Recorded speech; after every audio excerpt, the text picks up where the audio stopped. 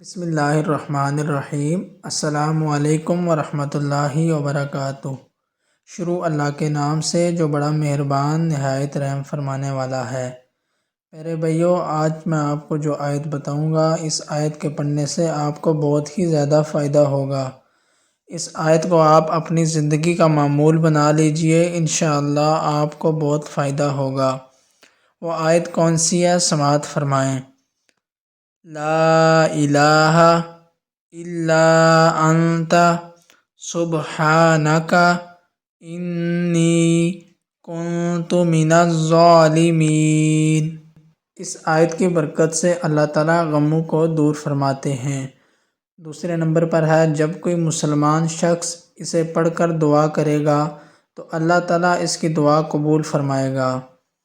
تیسرے نمبر پر حدیث شریف میں ہے کہ جس مسلمان نے بیماری کی حالت میں 40 مرتبہ مذکورہ آیت کریمہ پڑھ لی، اگر اس بیماری میں انتقال ہو گیا تو شہید کا اجر ملے گا، اور اگر تندرست ہو گیا تو اس کے تمام گناہ معاف کر دیے جائیں گے۔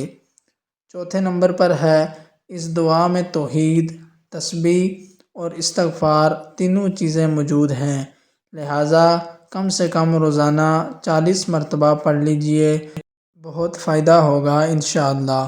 اللہ تعالیٰ سے دعا ہے کہ اس آیت کے برکت سے ہمارے گناہوں کی بخشش فرما دے اور اس پر ہم سب کو عمل کی توفیق نصیب فرمائے۔ آمین ثم آمین۔